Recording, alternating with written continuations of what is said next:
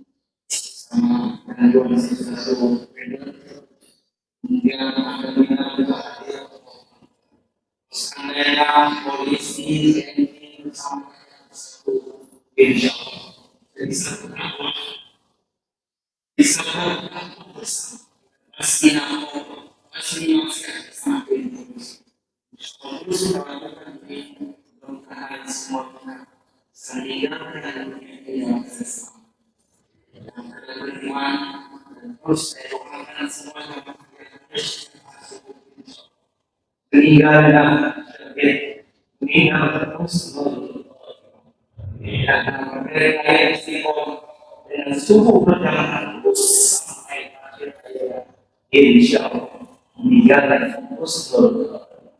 Itu yang dalam dalam setiap terus ada satu orang berkuasa, orang besar, satu orang berkuasa. Artinya harus bersatu. Hanya amalan itu untuk semua orang dan bisa. Hanya tapi wasiat, daya, kesalahan mereka luar biasa. Sudah kuat, karena buat adalah surga. Mudah-mudahan semua yang terjadi, insya Allah berkumpul seperti ini dalam surga bersama Nabi Muhammad. Yang berbaik nanti, ada sama ini pasti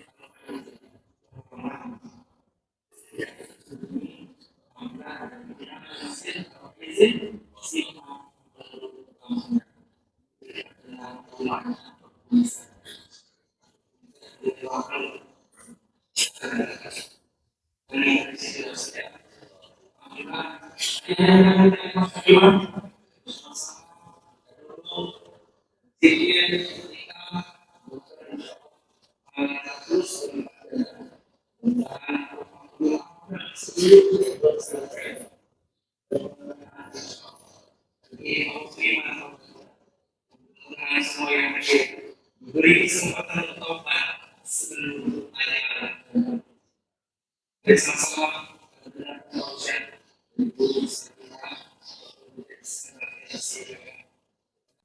Alhamdulillah, alhamdulillahilladzi ja'ala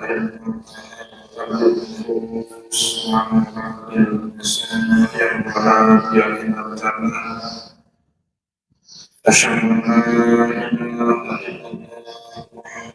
لا شريك له وأشهد أن محمدا عبده ورسوله صلى الله عليه وسلم اللهم صل وسلم على رسولك الكريم محمد صلى الله عليه وسلم وعلى آله وأصحابه ومن تبعهم بإحسان إلى يوم الدين ثم أما بعد.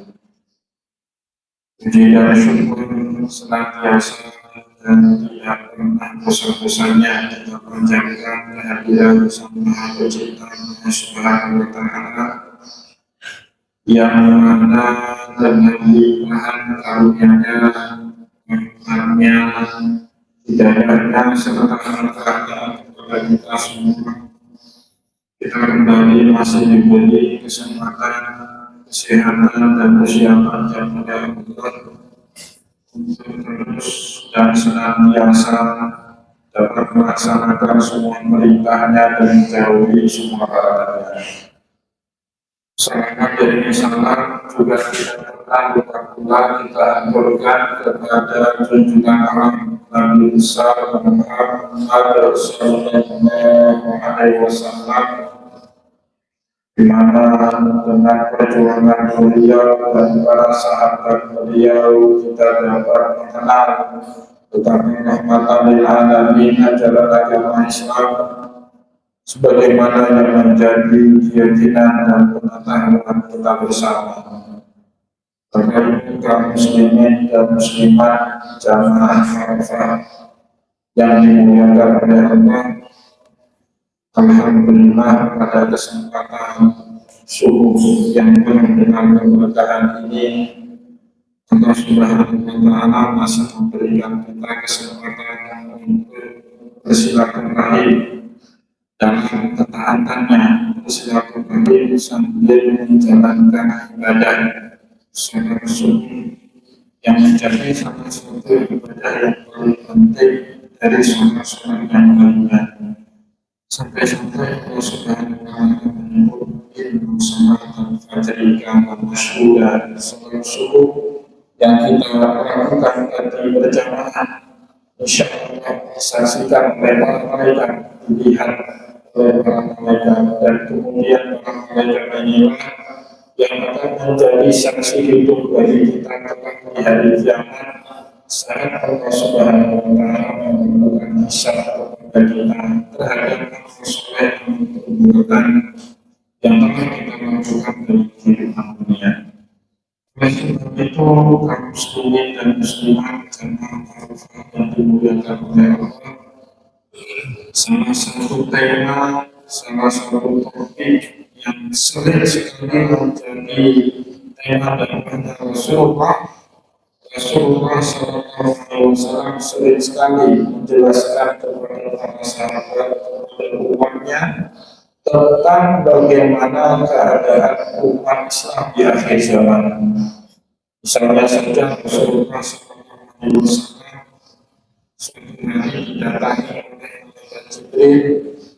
Malaikat Jibril banyak bertanya kepada Rasulullah di hari itu. Malaikat Jibril bertanya kepada Rasulullah, "Akhbirni anil Islam, beritahu saya itu Islam."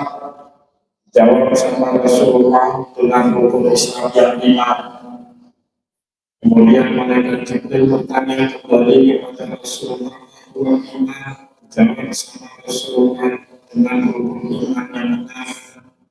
Malaikat Jibril bertanya kembali kepada Rasulullah SAW, "Wa ihsan?" Jawab oleh Rasulullah, "Antara Allah akan kataku fa'illah takut ta'alahu fa'illahu yarak."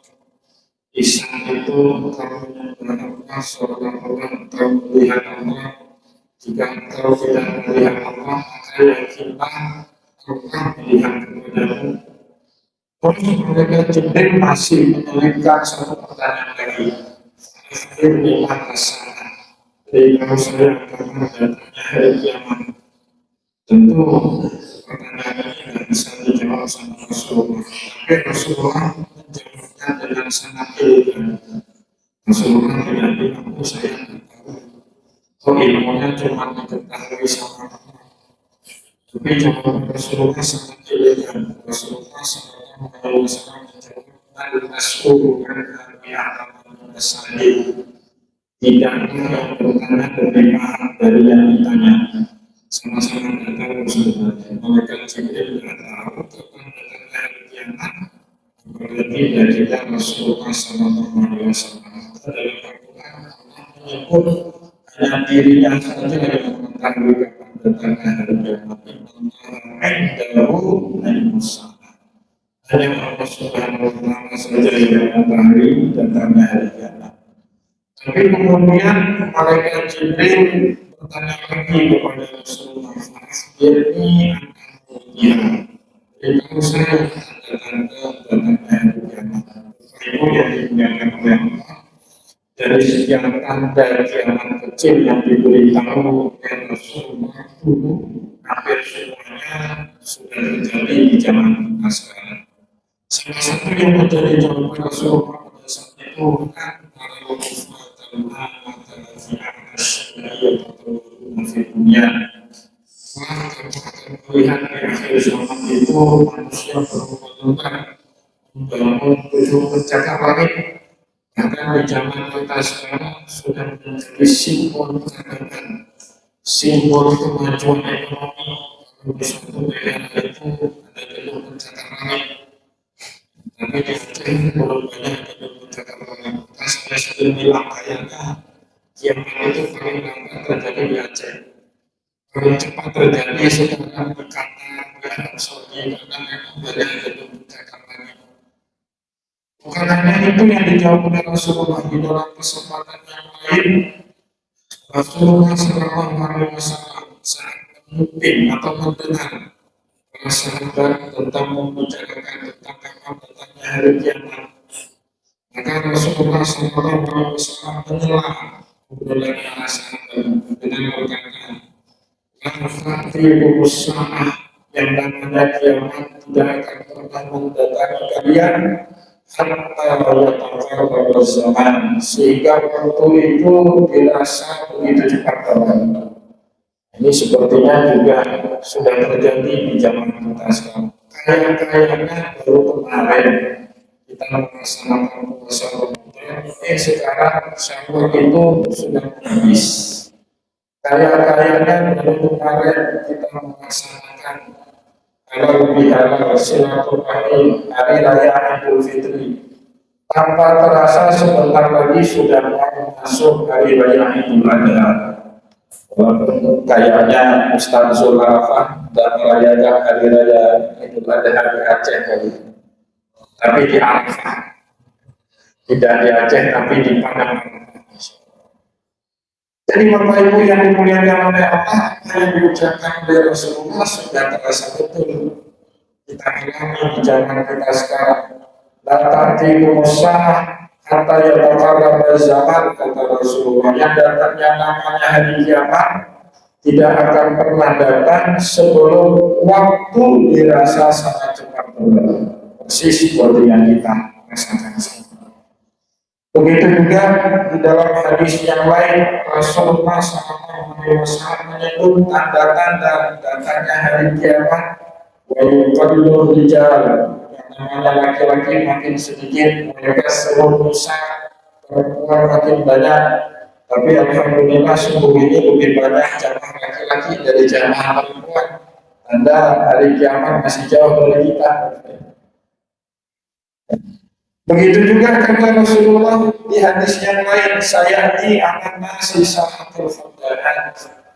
Sungguh akan datang kepada manusia suatu masa yang penuh dengan tipu daya, suatu masa yang penuh dengan berita palsu, berita hoax, sehingga kita jadi sangat sulit membedakan yang mana yang benar dan mana yang salah, persis seperti yang kita alami di zaman sekarang. Walaupun fiha kadhib, pendusta di zaman itu kata Rasulullah ucapannya yang dibenarkan. Wa yukadzibu fiha shadiq, tetapi sebaliknya orang-orang jujur ucapannya didustakan oleh masyarakat. Wa yuhtamamu fiha al-kha'in, pengkhianat, orang yang biasa nipu orang lain, orang yang biasa korupsi, orang yang biasa berkhianat terhadap amanah yang diberikan kepadanya, justru mereka yang diberikan kekuasaan. Kata Rasulullah di dalam hadis itu, "Yu'tamamu fiha al-kha'in, yukhammiru fiha al-amin." Tapi sebaliknya al-amin, orang yang bisa dipercaya, orang yang jujur, mereka yang dikhianati. Karena itu yang dimuliakan oleh Allah, di dalam hadis yang lain Rasulullah menyebut pada saat ditanya sama para sahabat, maka sahaya Rasulullah, karena datangnya hari kiamat wahai Rasulullah. Nabi Muhammad SAW menjawab, "Idza tu'iyatil amanah, jika amanah itu disia-siakan." Sahabat bertanya kembali kepada Rasulullah, "Kaifa idha'atuha?" Bagaimana amanah itu disia-siakan wahai Rasulullah? Rasulullah SAW menjawab, "Idza rusidal amru ila ghairi ahlihi fantadil sa'a." Jika suatu urusan publik diberikan kepada yang bukan ahlinya, maka tunggulah datangnya hari kiamat. Dulu setahu saya, Bapak Ibu, kaum muslimin dan muslimat yang dimuliakan oleh Allah, di era akhir pertengahan sampai 90-an, bahkan akhir 2000, pemimpin yang memimpin kita itu kita ketahui jelas latar belakang pendidikannya, latar belakang keluarganya, track record dia dalam memimpin masyarakat. Kita ketahui jelas sih, bukan kata saudaraan. Aceh bahkan Bapak Ibu dengan anggaran yang seret, tapi bisa survive karena dipimpin oleh orang-orang hebat. Dulu ada generasi Bapak Ibu gubernur Aceh itu guru besar semua, profesor semua. Ada Profesor Banjir Ibrahim, ada Profesor Ibrahim Hasan. Anggarannya seret, pas-pasan. Tapi jalan laba-laba yang membuka akses pantai barat selatan menuju Banda Aceh bisa dibuat, bisa dikerjakan di masa mereka memimpin provinsi Aceh. Dananya seret, tidak ada dulu yang namanya khusus. Di masa Profesor Ibrahim Hasan memimpin, di masa Sudirman pemimpin, tidak ada itu yang namanya khusus, tidak ada itu yang namanya dana triliunan, dana daerah sampai triliunan, tapi jadi terang semua. Kenapa? Di tangan orang teman. Tapi sekarang Aceh yang dipimpin entah orang dari siapa. Kita pun tidak kenal bagaimana tren pendidikannya, bagaimana keluarganya, bagaimana pengalaman dia memimpin umat. Kita tidak pernah tahu, tiba-tiba celok naik jadi pemimpin. Dan ada yang jumlahnya triliunan, cuma jadi bangunan mangkrak di atas gunung. Saya pernah suatu hari pergi ke Teramon. Dalam perjalanan dari Gayunus ke Ampia, gunung itu dari arah Teramon. Kaget sekali saya, di atas gunung Teramon itu, di atas hutan, ada pasar. Bangunannya ngabisin 7 miliar rupiah. Siapa punya kerja itu? Bangun pasar di atas hutan itu siapa punya kerja itu? Itu menunjukkan tidak adanya ilmu kita, menunjukkan tidak matangnya perencanaan. Atau memang sengaja hanya untuk menghabiskan anggaran. Maka kata Rasulullah wajarlah pada saat ditanya oleh sahabat, mata sah kapan datangnya hari kiamat? Jawablah Rasulullah, idza ayatil amanah. Jika amanah disia-siakan, para sahabat masih bingung untuk dengan jawaban Rasul. Maka bertanya kembali para sahabat itu, maka itulah bagaimana amanah itu disia-siakan? Kata Rasulullah, "Jawusidal amru ila ghairi ahlihi faqad." Jika satu urusan diberikan kepada yang bukan ahlinya, maka pada saat itu tumbuhlah ada yang namanya pasar di tengah hutan, ada yang namanya jalan baru dibangun besok sudah rusak. Di Aceh Tengah itu miris sekali Bapak. Ada rumah sakit umum di Aceh Tengah di Takemo. Baru selesai dibangun tahun 2020. Tapi bangunannya roboh saja. Belum 4 tahun. Ya, timurnya sudah masuk penjara semua. Nah itu sebab. Maka kata Rasulullah di dalam hadis yang lain, wa yatakallamu fiha wal ciri-ciri tandanya umat akhir zaman itu kata Rasulullah muncul kelompok wanita. Wajibkan fiha wanita. Wanita ini muncul di hadapan publik. Dia yang banyak bicara, dia yang banyak tampil, bukan orang pintar. Maka para sahabat, karena wanita itu istilah yang dibuat oleh baginda Rasulullah, belum ada dalam persamaan pada saat itu. Bertanya kepada Rasulullah, aku wanita Rasulullah, siapa yang ada maksud dengan wanita itu? Wahai Rasulullah. Rasulullah menjawab, rajulun tafah yatakallamu fil amril amah. Orang bodoh tapi ngurusi masalah orang banyak. Orang yang gak punya latar pendidikan, orang yang gak kita kenali keluarganya siapa, bagaimana pengalaman dia memimpin, tiba-tiba saja dia terpilih untuk memimpin umat, dia terpilih untuk menjadi pemimpin masyarakat. Nah ini ciri-cirinya, tanda-tanda umat akhir zaman. Bapak Ibu kaum muslimin dan muslimat yang dimuliakan Allah. Kemudian apakah semua tanda-tanda negatif ini meniscayakan bagi kita semua untuk pesimis? Ternyata tidak. Rasulullah SAW melarang kita untuk bersikap pesimis menghadapi berbagai macam tanda negatif di akhir zaman kelak.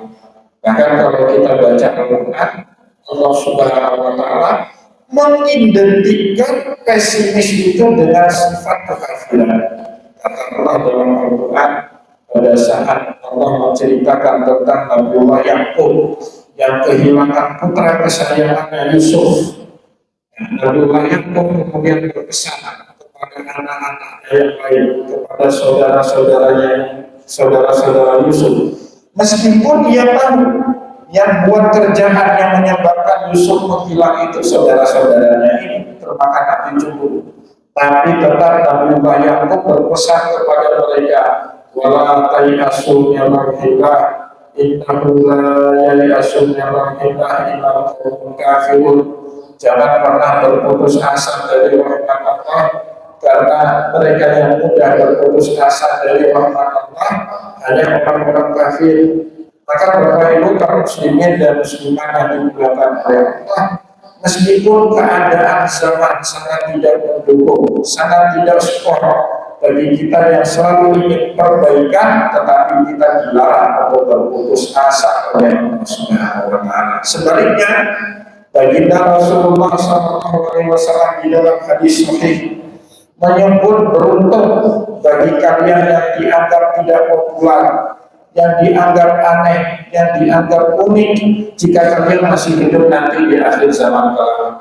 Kata Rasulullah SAW dalam sebuah hadis, "Bada al-Islam ghariban fasayaudu ghariban." Islam itu dulu pada awal mula sekali didakwahkan oleh Rasulullah dianggap aneh, dianggap tidak populer oleh masyarakat Quraisy.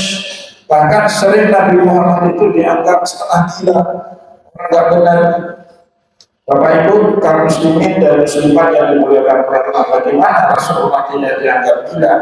Orang Arab, terutama orang Quraisy, sudah terbiasa menyembah banyak Tuhan, banyak berhala.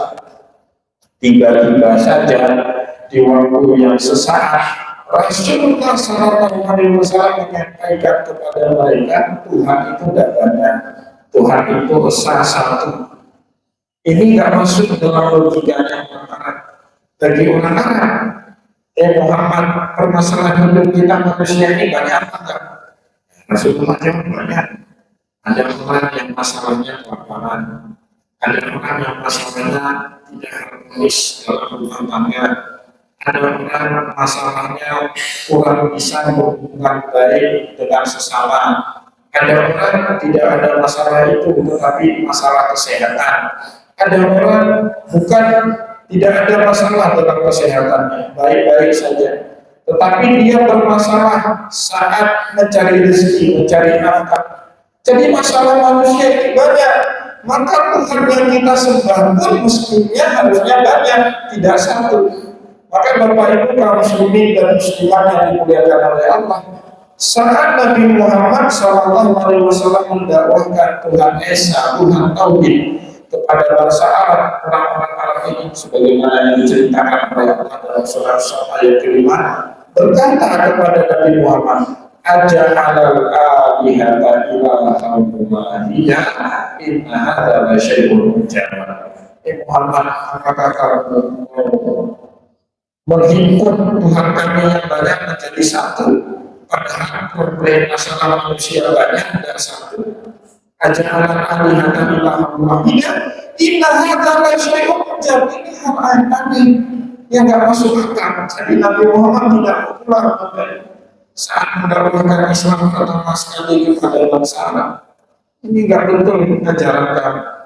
Nah, maka Rasulullah bilang tadi dalam hadis, pada Islam ghariban fasayaudu ghariban. Islam itu dimulai saat didakwahkan pertama sekali sama Rasulullah aneh. Nabi Muhammad itu dianggap manusia aneh. Juga termasuk saat Rasulullah SAW mengatakan semua manusia itu egalitarian, sama semuanya di hadapan Allah, tidak ada beda antara satu orang dengan orang yang lain. Kata Rasulullah dalam hadis, "An-nasu sawasiyatun ka'asnani musht, la farqa baina arabi wa ajami." Manusia itu sama semuanya derajatnya di hadapan Allah, seperti samanya gigi sisir yang kita miliki. La farqa baina arabi wa ajami. Tidak ada beda antara orang Arab dengan orang Arab. Padahal orang Arab Bapak Ibu sudah biasa ada kasta itu. Ada orang merdeka, ada hamba sahaya, orang kulit putih lebih mulia dibandingkan orang kulit hitam. Orang Arab lebih mulia daripada ajam. Orang Arab tiba-tiba datang Rasulullah menyamakan derajatnya Bilal bin Rabah seorang budak dengan Abu Sufyan, dengan Abu Lahab seorang bangsawan Quraisy. Ditolak sama orang-orang ini, tidak benar ajaran kamu. Begitu juga Bapak Ibu kaum muslimin dan muslimat yang dimuliakan oleh Allah, saat Nabi Muhammad pertama sekali dapat wahyu dari Allah. Jadi Rasulullah marah setelah dari hilang, beliau rumah ke istrinya dan keluarganya. Kemudian beliau minta diselimuti, selimutilah saya. Karena demam Rasulullah, keluar keringat dingin dari badannya. Kemudian Khadijah radhiyallahu anha, baru Nabi Muhammad menyampaikan beliau. Di dalam hadis Bukhari disebutkan kata mereka, sebagian riwayat mengatakan itu perkataan Nabi Muhammad, sebagian riwayat lagi mengatakan itu perkataan Khadijah, mengatakan karena Allahi maha ini Allah tidak akan membuat kamu kecewa. Kenapa? Karena ada sifat-sifat baik yang dianggap aneh oleh orang Quraisy di zaman itu ada sama Rasulullah SAW. Yang pertama, Nabi Muhammad ini disebut sama Nabi Muhammad, kalau Allah yuhzikallahu abada innaka latasluhi. Kamu ini tidak akan pernah dikecewakan sama Allah karena kamu orang yang sedang silaturahim. Dulu berpayung orang yang sedang silaturahim itu aneh. Orang yang sedang bertemu bersama, mengunjungi orang sakit itu aneh. Apalagi Rasulullah, orang yang jahat sama beliau pun masih dikunjungi sama Rasulullah SAW. Dianggap aneh beliau itu. Watak sibulkanlah, punya simpati kepada orang banyak. Watahmilul mahdur, beliau juga senang menyantuni fakir miskin. Wa yusaddiqul hadis, orang yang omongannya bisa dipercaya. Waktu berikut tuyuf, orang yang senang memuliakan tamu. Itu sifat-sifat dulu itu. Rasulullah benar-benar dianggap asing, benar-benar dianggap tidak populer. Waktu ainu ala dawaibil haq, dan Rasulullah itu senang sekali memberitahu jalan kebenaran kepada orang lain. Dulu nafsu orang itu sendiri-sendiri. Kamu mau miskin-miskinlah, kan? Gak ada rasa empati sama sekali. Tapi sifat itu tidak ada sama Rasulullah.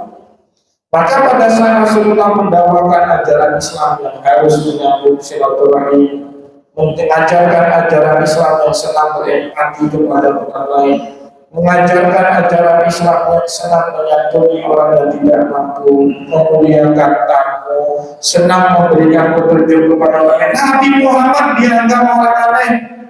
Maka Rasulullah SAW mengutarakan kembali pengalaman beliau kepada para sahabat. Bada'al Islamu ghariban fasayamuhu ghariban. Islam ini awal sekali saya dakwahkan dulu, saya dianggap aneh, saya dianggap tidak populer oleh masyarakat banyak. Wasayamuhu ghariban, dan insya Allah kelak di akhir zaman kembali akan dianggap aneh. Bapak Ibu kaum muslimin dan muslimat yang dimuliakan oleh Allah, tidak mau percaya atau tidak percaya, senang atau tidak senang, kita yang konsisten dengan agama Islam sekarang dianggap aneh. Kemarin waktu pilpres, waktu pemilu, waktu pileg, ada sahabat kita juga ustaz beliau mencoba mencalonkan diri karena dipeguk oleh jamaah. Jadi jemaah yang ibu ustaz sekarang, kalau dulu ustaz ibu jemaah, kalau sekarang dipeguk ustaz ibu juga, insya Allah programnya jemaah, pilih gitu, ya. Ternyata bapak itu yang ngomong seperti ini, ketemu dengan tokoh lainnya bilang yang itu juga sama juga. Kemana-mana dia itu orang. Pak, insya Allah bapak terpilih, saya siap mendukung. Kemarin sama ustaz itu gitu juga dia ngomong. Orang gitu juga dia ngomong. Kalau beberapa ustaz, yang anehnya lagi bapak ibu, jamaah beliau ini yang ngomong seperti itu di hari H saat beliau mau ke tempat pencoblosan suara, beliau kebetulan naik mobil. Iya, ternyata tim sesnya sendiri yang bagi-bagi, yang bagi duit atau menerima duit dari orang lain. Maka jangan heran kalau ada cerita masalah tim sesnya 300, suara cuma 100. Aneh sekarang, pendukung kita sendiri yang mengkhianati kita terjadi di zaman kita sekarang. Bapak Ibu yang dimuliakan oleh Allah, baru-baru ini saya baca satu kitab namanya Tarikh Al-Fiqh Al-Islami atau Tarikh Tashri' Al-Islami karangan Syekh Habibur Rahman Al-Fasi. dengan FES ya. FES itu salah satu kota di Maluku sekarang. Jadi di FES itu berbaik dulu di abad keempat Hijriah ada seorang sultan di Maluku sana, ada seorang raja di Maluku minta fatwa kepada muftinya. Isi permintaan fatwa itu dia bertanya kepada mufti kerajaan bagaimana hukumnya jika ada seorang muslim yang sholat 5 waktunya tidak berjamaah di masjid. Itu pertanyaan. Tapi yang menarik bukan pertanyaannya, respon dari mufti kerajaan Maluku di sana. Mufti kerajaan menolak melakukan atau memberikan jawaban karena bagi mufti tidak mungkin ada yang namanya muslim tidak mengerjakan sholat 5 waktu di masjid. Bagi dia tidak mungkin itu. Saya tidak bisa membayangkan kalau ada orang muslim tidak sholat 5 waktunya berjamaah di masjid. Saya bilang saya mufti ini tinggal hidup di Aceh tahun 1445 karena di Aceh banyak orang yang sholat di masjid. Kalau dulu dianggap aneh ada orang muslim yang nggak sholat berjamaah di masjid. Kalau sekarang orang yang sering berjamaah justru dianggap aneh. Ya semalam pengajian di kampung saya cerita saya dulu ada pengajian rutin setiap hari Minggu subuh di masjid setelah pengajian biasa kita beli minum sama jamaah sambil ngopi sambil makan kue pagi.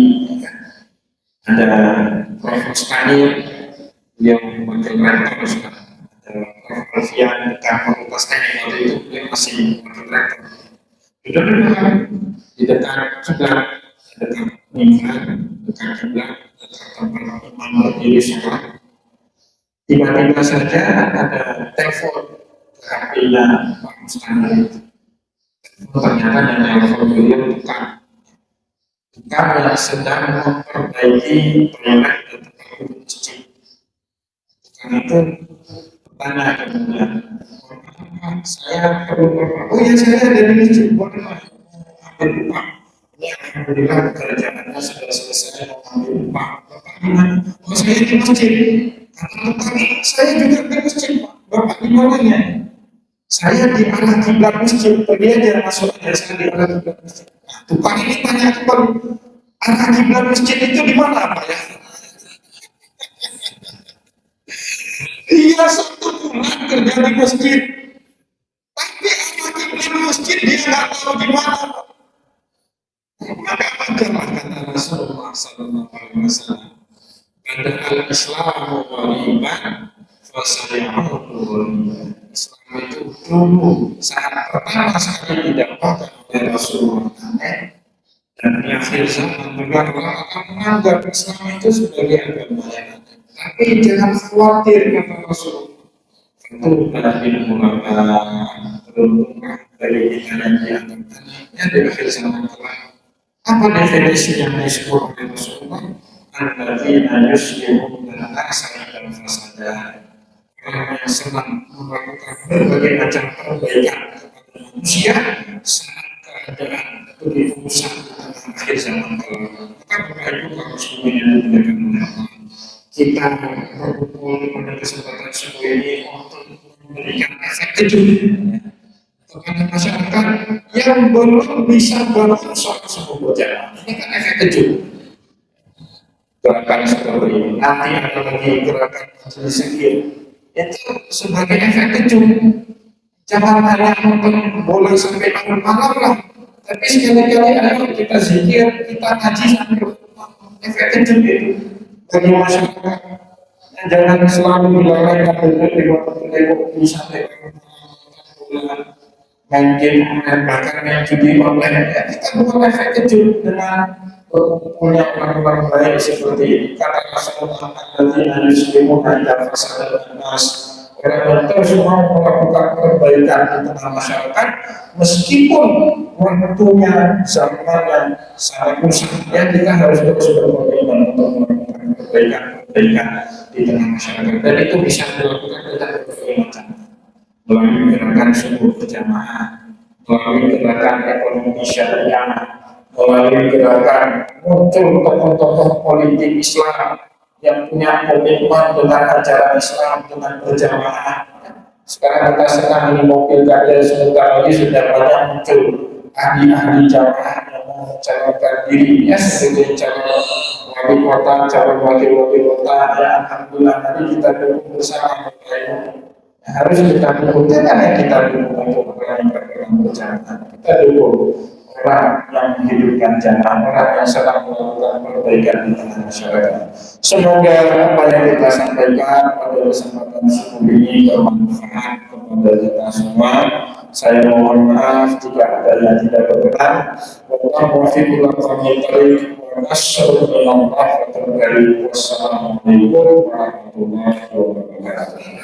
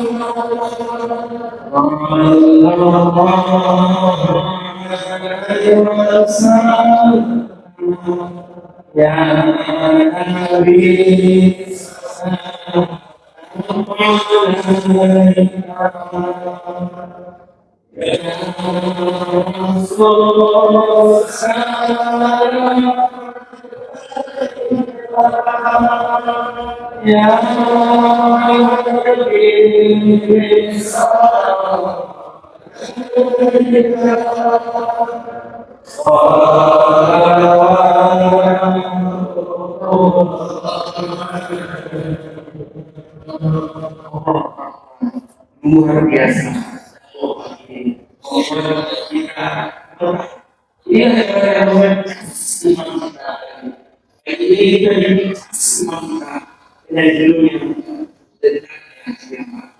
Dengan semakin dekatnya kiamat, membuat kita semakin senang berterima kasih, membuat kita semakin senang mendekatkan diri kepada mengajak orang untuk taat sujud.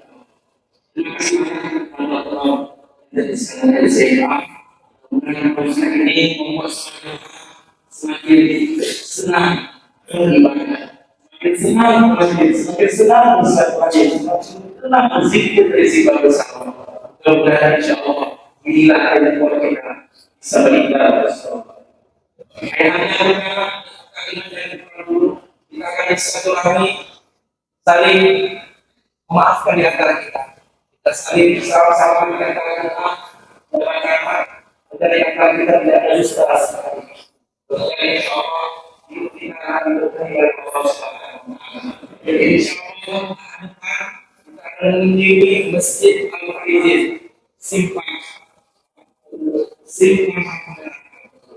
sama-sama